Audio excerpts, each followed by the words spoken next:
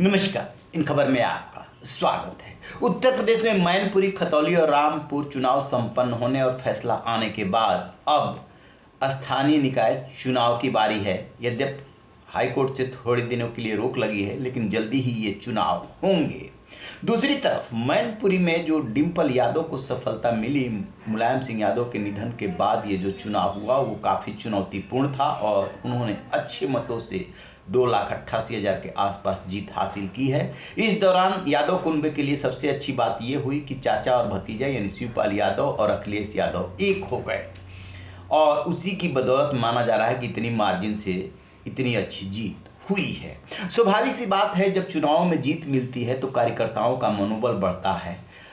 Samajwadi party का मनोबल बढ़ा है क्योंकि इसके पहले जो उपचुनाव हुए थे आजमगढ़ और रामपुर लोकसभा सीट पे और एक लखीमपुर खीरी की सीट पे विधानसभा चुनाव, तीनों जगह सपा हार गई थी। बसपा तो अभी कहीं मैदान में दिख ही नहीं रही है। लिहाजा मैनपुरी और खतौली ने जो आशा की किरण दिखाई है समाजवादी पार्टी को, उसके बाद पार्टी आक्रामक होकर के और वो राजनीति के पिच पे खेलेगी। और अखिलेश यादव बार बार ये बोल चुके हैं कि चचा शिवपाल यादव को जिम्मेदारी दी जाएगी। आखिरकार चचा शिवपाल को क्या जिम्मेदारी दी जाएगी? पहले ये चर्चा हो रही थी कि उन्हें विपक्ष का नेता बनाया जा सकता है, लेकिन अब जो खबरें आ रही हैं उसके मुताबिक अखिलेश यादव बड़ा प्लान तैयार कर रहे हैं, वो भी 2024 को ध्यान में रख करके। उसके पहले शहरी निकायों का चुनाव है, उसको भी ध्यान में रखा जा रहा है।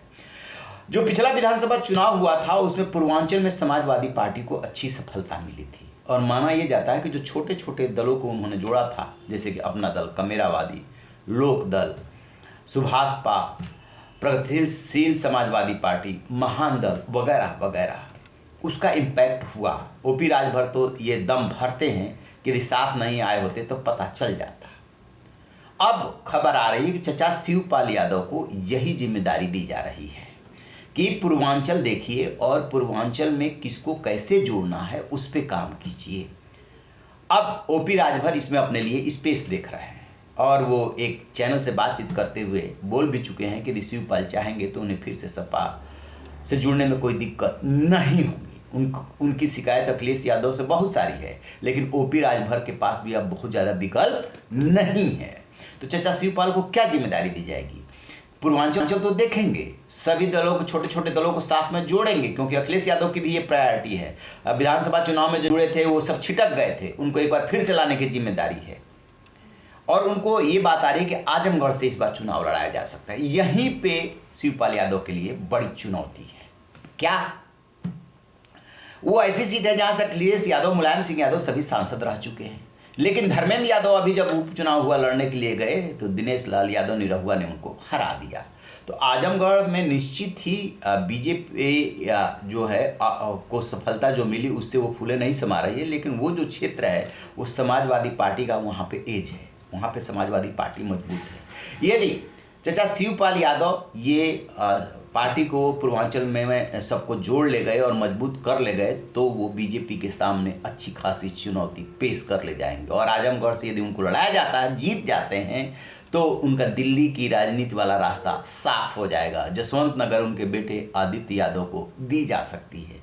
यानी कि ये जो उनके लिए प्लान तैयार है वो बहुत ही चुनौतीपूर्ण है। ये उनके ऊपर डिपेंड करेगा कि क्या वो इस चक्रव्यूह को भेदते हैं, नहीं भेदते हैं, क्या करते हैं। और इसी से जुड़ा हुआ है स्थानीय निकाय चुनाव के। स्थानीय निकाय चुनाव इसका लिटमस टेस्ट होगा। यदि इसमें सफलता मिलती है तो पता चलेगा कि 2024 में भी सफलता मिल सकती है। अब यदि बात करें पश्चिमी उत्तर प्रदेश की तो आपने देखा होगा कि चंद्रशेखर आजकल बहुत एक्टिव नज़र आ रहा है। मुलायम सिंह यादव के निधन के बाद भी वो पहुंचे थे और जो खतौली में चुनाव हुआ उसमें भी वो लोग दल के उम्मीदवार मदन भैया के लिए प्रचार करते नजर आए।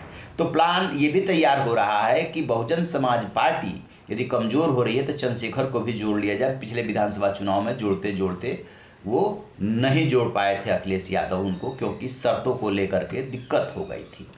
जहाँ तक बात मायावती की है वो बहुत अच्छी तरह से समझ रही है कि उनकी हार जीत इस बार डिपेंड करेगी, क्योंकि पिछला चुनाव तो आम जो चुनाव हुआ था वो समाजवादी पार्टी के साथ मिलकर लड़ी थी, उनको 10 सीटें मिल गई थी। कि मुस्लिम और दलित काफ़ी मायने रखते हैं। चंद्रशेखर कहते हैं कि मायावती की अब उम्र हो चली है, लिहाजा दलित वोट इधर शिफ्ट होंगे। और मुस्लिम वोटों को लेकर के रामपुर के रिजल्ट पर जो मायावती ने ट्वीट करके बताया, अंदर की बात बताने की कोशिश की कि ये सब बीजेपी और सपा की मिलीभगत से हुआ, जानबूझ करके उनके कहने का मतलब था कि आजम खान को कमज़ोर किया गया, लिहाजा मुस्लिम अपने हितैषी को समझे। मतलब साफ है कि बहुजन समाज पार्टी मुस्लिमों को अपनी तरफ खींचने के लिए वो सारे जतन करेगी। ये है अखिलेश यादव की चुनौती। बीजेपी का वोट बैंक क्लियर है। बीजेपी जानती है कि जब तक ये दोनों बटेंगे नहीं, एक बार तो साथ होकर चुनाव लड़ लिए, लेकिन वो जानते हैं कि जब तक समाजवादी पार्टी कमज़ोर नहीं रहेगी तब तक उसका रास्ता मुश्किल होगा। लिहाजा वो हर जतन करेगी कि शहरी निकाय के चुनाव में सपा को किसी भी सूरत में सफलता न मिले, बेशक थोड़ी बहुत बसपा को मिल जाए। क्यों? क्योंकि सपा को यदि सफलता मिलती है तो उनका मनोबल और बढ़ेगा और फिर 2024 की तैयारी शुरू हो जाएगी। आप देखिए, राजनीतिक दल अपना अपना प्लान तैयार करते हैं, चाहे बीजेपी हो चाहे समाजवादी पार्टी हो, सब कुछ परिस्थितियों पर डिपेंड करता है कितनी सफलता मिली। जैसे मैनपुरी में डिम्पल यादव को हराने के लिए बीजेपी ने कोई कोर कसर नहीं छोड़ी थी, खुद चुनाव प्रचार किया था, जम के किया था। यहाँ तक कहा गया कि बीजेपी पहली बार जो है मैनपुरी में चुनाव लड़ रही है, लेकिन जब रिजल्ट आया तो उससे पता चल गया कि कितनी समाजवादी पार्टी वहाँ पर मजबूत है, या चाचा शिवपाल यादव के साथ होने का कितना फर्क पड़ा है। माना जा रहा है कि चाचा शिवपाल यादव के आने का इस पूरे इटावा मैनपुरी वाले बेल्ट में बहुत ज़्यादा असर होगा, क्योंकि पिछली बार बसपा से उनका समझौता होने के बावजूद 3 सीटें समाजवादी पार्टी जो या सफाई कुनबे के उम्मीदवार थे वो हार गए थे।